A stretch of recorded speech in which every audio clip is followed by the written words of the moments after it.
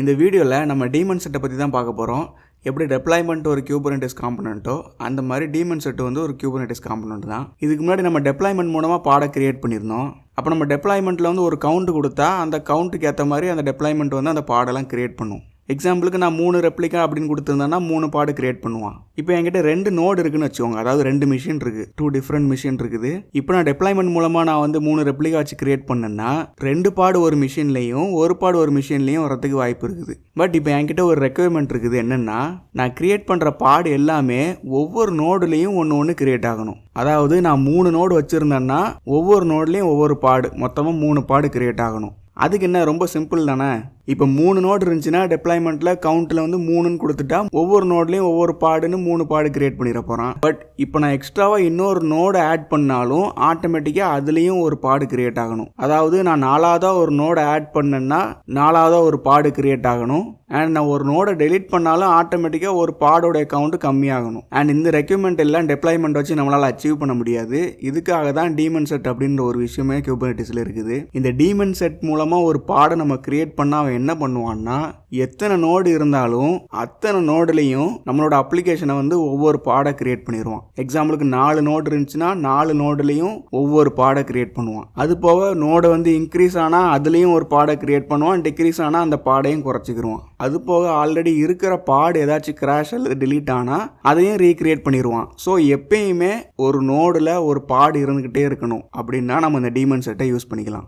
Okay, ஒவ்வொரு நோடுலையும் ஒவ்வொரு பாடை கிரியேட் பண்ணுறதுனால நமக்கு என்ன யூஸ்? இதனால் நிறைய யூஸ் இருக்குது. எக்ஸாம்பிளுக்கு மானிட்டரிங் கூட யூஸ் பண்ணுவாங்க. அதாவது ஒவ்வொரு நோடோட டீட்டெயில்ஸும் எனக்கு தெரியணும்னு வைங்க. எவ்வளோ ரேம் கன்சியூம் ஆகிருக்கு, எவ்வளோ CPU கன்சியூம் ஆகிருக்கு, இந்த மாதிரி இன்ஃபர்மேஷன் எல்லாமே எல்லா நோடுலேருந்து எனக்கு தேவை. ஸோ இந்த இன்ஃபர்மேஷனை எக்ஸ்ட்ராக்ட் பண்ணுற அப்ளிகேஷன் இருக்கும்ல, அந்த அப்ளிகேஷனை நம்ம டீமன் செட் மூலமாக கிரியேட் பண்ணால் என்ன ஆகும்னா, அந்த அப்ளிகேஷனுடைய பாடை எல்லா நோடுலேயும் ஒன்று கிரியேட் பண்ணிடுவான்.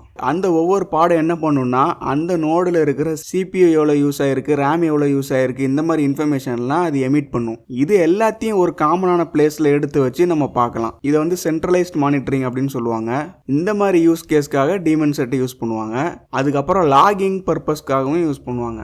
எக்ஸாம்பிளுக்கு இப்போ நான் ஒரு கால்குலேட்டர் அப்ளிகேஷன் வச்சுருக்கேன்னு வைங்க, மொத்தம் 6 பார்ட்ஸ் வச்சுருக்கேன்னு வைங்க. இப்போ ஒவ்வொரு அப்ளிகேஷனும் லாக் கிரியேட் பண்ணும். அதாவது இந்த அப்ளிகேஷனை யார் யார் ஆக்சஸ் பண்ணாங்க, என்னென்ன யூஸ் பண்ணாங்க இப்படின்ற டீட்டெயில்ஸ், என்ன எரர் வந்திருக்கு, இது எல்லாத்தையுமே ஒரு இடத்துல சேவ் பண்ணி வைப்பாங்க. இதை தான் லாக்ஸ் அப்படின்னு சொல்கிறாங்க. ஃப்யூச்சரில் எதுவும் ப்ராப்ளம் வந்துச்சுன்னா இந்த லாகை பார்த்து தான் கண்டுபிடிப்பாங்க என்ன எரர் அப்படின்னு சொல்லிட்டு. ஸோ ஒவ்வொரு பாடு ஒவ்வொரு லாக் கிரியேட் பண்ணுது. இது எல்லாத்தையும் சேர்த்து நான் ஒரு இடத்துல பார்க்கணும் அப்படின்னு ஆசைப்பட்டேன்னா, அப்போ இந்த டீமன் செட் மூலமாக லாகெல்லாம் எக்ஸ்ட்ராக்ட் பண்ணுற ஒரு அப்ளிகேஷனை எடுத்து நம்ம டீமன் செட் மூலமாக கிரியேட் பண்ணோன்னா அவன் நோடில் இருக்கிற லாக்ஸ் எல்லாத்தையுமே எடுத்து எமிட் பண்ணுவான். ஸோ எல்லா லாக்ஸும் நமக்கு ஒரு இடத்துல காமனான இடத்துல கிடைக்கும். ஸோ இந்த மாதிரி சினாரியோஸ் கூட நம்ம யூஸ் பண்ணிக்கலாம். அண்ட் டீமன் செட்டை கிரியேட் பண்ணுறது ரொம்ப சிம்பிள் தான். எப்படி நம்ம ஒரு டெப்ளாய்மெண்ட் கிரியேட் பண்ணோமோ அதே மாதிரி ஒரு YAML ஃபைல் தான் இருக்கும். கைண்டில் மட்டும் டீமன் செட் அப்படின்னு போட்டுக்கணும். இதில் வந்து ரெப்ளிகா கவுண்ட் எதுவுமே கொடுக்கக்கூடாது. ஏன்னா அவன் எப்பயுமே ஒன்று தான் மெயின்டைன் பண்ண போகிறான். மற்றபடி matching label, template, meta data இது எல்லாமே நார்மலாக எப்பயும் கொடுக்குற மாதிரி கொடுத்துக்கிற வேண்டியதான். ஸோ டீமன் செட்னா என்ன அப்படின்னு உங்களுக்கு ஒரு பேசிக்கான ஐடியா வந்திருக்குன்னு நினைக்கிறேன்.